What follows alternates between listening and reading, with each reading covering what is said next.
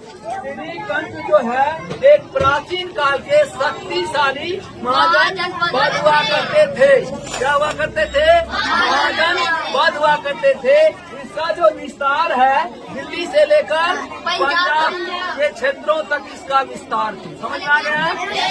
इसी में जो है एक थानेश्वर नाम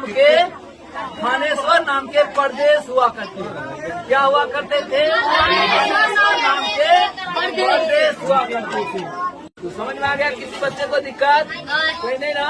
अब हमको समझना है ये जो है ये वर्धन वंश के जो है संस्थापक कौन थे? वर्धन वंश के संस्थापक का नाम था प्रभाकर वर्धन। कौन थे? वर्धन। प्रभाकर वर्धन जो है इस वंश के संस्थापक थे। इस वंश के वर्धन वंश के संस्थापक थे। वर्धन वंश के संस्थापक कौन थे? प्रभाकर वर्धन। आगे है ये कहाँ के राजा थे?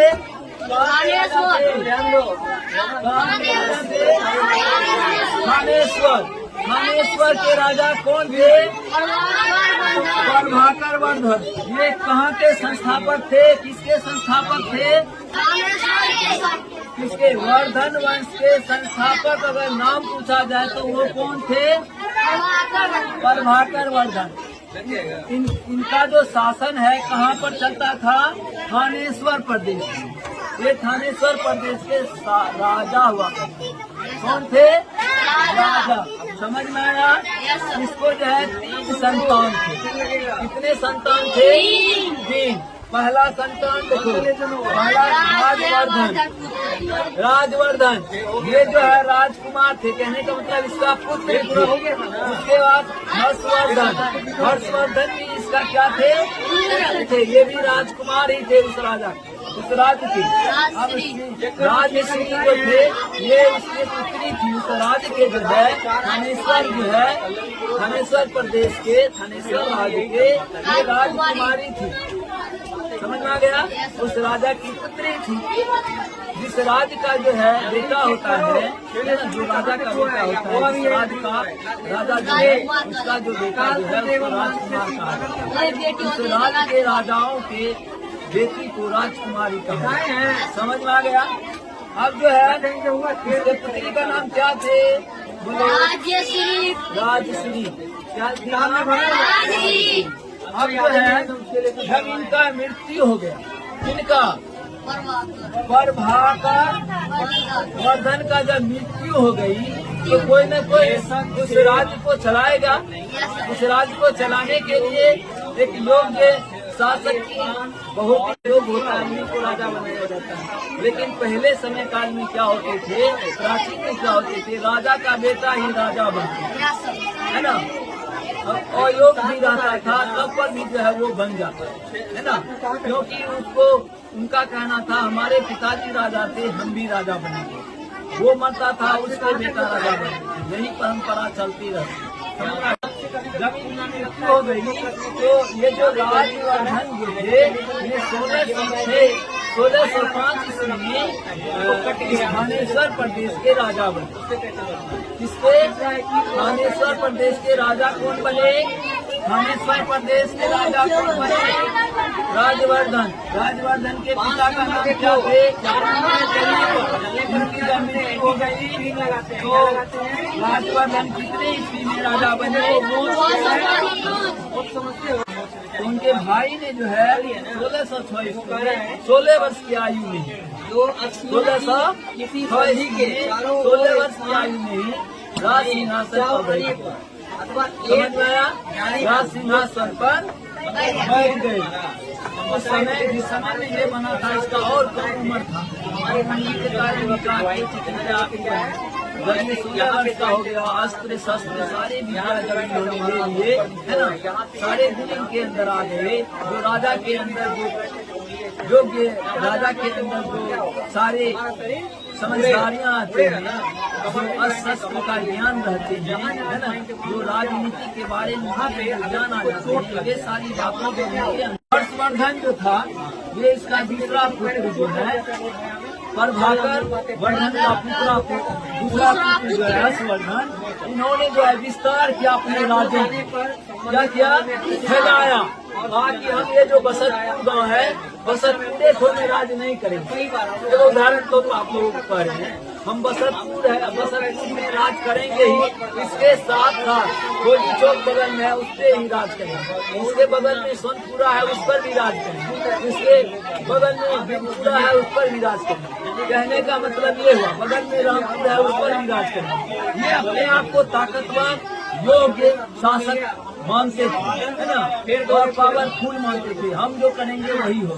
इन्होंने अपना साम्राज्य जो फैलाया, विस्तार जो किया, पंजाब, राजस्थान, उत्तर प्रदेश, बिहार तथा उड़ीसा, ये सभी स्थान पे ये अपना राज्य है विस्तार किया, अपना साम्राज्य को विस्तार किया। समझ में आ गया? कोई दिक्कत, कोई परेशानी, कोई समस्या होना भी नहीं चाहिए। अब कोई पूछेगा वर्धन के संस्थापक कौन थे? वर्धन वंश के संस्थापक प्रभाकर वर्धन। ये कहाँ के राजा थे? कहाँ के राजा थे? थानेश्वर प्रदेश के राजा थे। इनके कितने संतान थे? कौन कौन थे? राजवर्धन और हर्षवर्धन और राज्यश्री। अब जब प्रभाकर वर्धन की मृत्यु हो गई तो उनके स्थान पर सत्ता को संभाले उनके जो राजकुमार थे राजवर्धन, उन्होंने सत्ता को संभाला। एक ही साल में उनके दूसरे भाई जो है हर्षवर्धन, उन्होंने उसी राज्य को सत्ता संभालने पर बैठ गए। उन्होंने अपना विस्तार किया, बहुत मेहनत से, लगन से, परिश्रम से, अपने युद्ध शैली से, राजनीतिक तौर पर, ताकत के तौर पर सभी तरीके से उन्होंने अपने साम्राज्य को विस्तार किए। कहाँ किए? पंजाब, राजस्थान, उत्तर प्रदेश, बिहार और उड़ीसा तक इनका जो है साम्राज्य फैले। समझ में आ गया? कोई दिक्कत, कोई परेशानी नहीं ना? अब देखिए पूरे साम्राज्य प्रांत जो है, जो जितने प्रांत उनके थे, जितने भी जहाँ पे शासन करते थे, उस सभी को जो है इसमें विभाजित कर दिया। ये देश है ना। अब देश को किसमें विभाजित कर दिया? जिलों में। समझ आ गया? देश को जिला में विभाजित कर दिया। उसको क्या कहा? प्रदेश। ये पूरे प्रदेश के अंतर्गत जिला आता है ना। उसका जो है जिला का जो सबसे पावरफुल जो है पद जो होता था, उसको संभालने वाला, उसको क्या कहते थे? आयुक्त। वो अधिकारी को कहते थे आयुक्त। जिला के जो है मालिक को क्या कहते थे? आयुक्त। प्रदेश के अधिकारी को क्या कहते थे? कुमार आमात्य। कुमार आमात्य। समझ में आ गया? कोई दिक्कत नहीं होना चाहिए। अब कहता है ये वो बातें, ये सभी जानकारी कहाँ से मिला है ना? तो हर्ष के दरबार में एक कवि थे मान भट्ट। तो ये हर्षचरित नाम के ग्रंथ में था, उनकी संरचना किया। इसमें बताया गया कि जो है जो वर्धन वंश के जो राजा सब हुआ करते थे, उनका राज विस्तार जो हुआ करते थे, उनका शासन प्रशासन का जो परिणाम थे इस प्रकार से थे। उन्होंने बहुत ही बेहतरीन से इस ग्रंथों में लिखे वर्धन के वंशज के बारे में, हड्डी के शासन प्रशासन के बारे में, उनके जो है उस समय काल के प्रजा के बारे में, और उस समय काल में वो जो राज का विस्तार किया, वे सभी के बारे में बहुत अच्छे से विस्तार में उन्होंने जो है इस ग्रंथ में लिखे। इस ग्रंथ का नाम क्या है? हर्षचरित। हर्षचरित जिसमें उन्होंने लिखा, उस ग्रंथ का नाम क्या है? हर्षचरित। अब एक चीनी यात्रा थे लोग, हम काहे चुप बैठेंगे, वो जब लिख दिया तो भी लिख देंगे। उनको लिखने का दिमाग है, मेरे पास भी दिमाग है, हम भी जानते हैं बहुत कुछ, हम भी इसके बारे में लिखेंगे। उन्होंने भी जो है लिखने का प्रयास किया। उसका नाम था होहेन-त्सोग। क्या नाम था? होहेन-त्सोग। उन्होंने वृत्तांतों और अभिलेखों और सिक्कों के माध्यम से इन्होंने वर्धन वंश के साम्राज्य के बारे में, वर्धन वंश के बारे में विस्तार रूप से जो है इन्होंने जानकारी दी और लिख भी दिए अभिलेखों पर, वृत्तांतों पर, ये सारी बातों को लिख दी। तो ये सभी चीज को जब कुछ समय काल में के बाद जो है जब उनका राजपाट समाप्त हो गया, बहुत ऐसे राजा आए राज किए और चले भी, है ना। तब हमारे देश में अंग्रेजों का भी चुनाव हुआ, है ना। अंग्रेज को जमीन से भी छुड़ाया गया, है ना।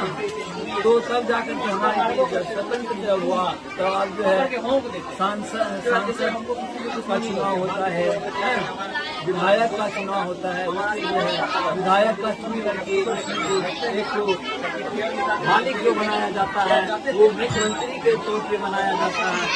सांसद को चुनाव होता है लोकसभा और विधानसभा के चुनाव में, तो सांसद का चुन करके जब जिसके बहुमत आता है ना, देश के जो है प्रधानमंत्री के रूप में इसी वजह से माना जाता है, तब वो देश को चलाते हैं। समझ में आ गया। अभी हमारे वर्तमान में जो प्रधानमंत्री है कौन है? श्री नरेंद्र मोदी। समझ में आ गया। अगर वर्तमान में हमारे बिहार के जो है मुख्यमंत्री कौन है? श्री नीतीश कुमार जी। समझ में आ गया। आप लोग को इस वर्धन वंश के बारे में अच्छे से जानकारी मिल गया, समझ में आ गया।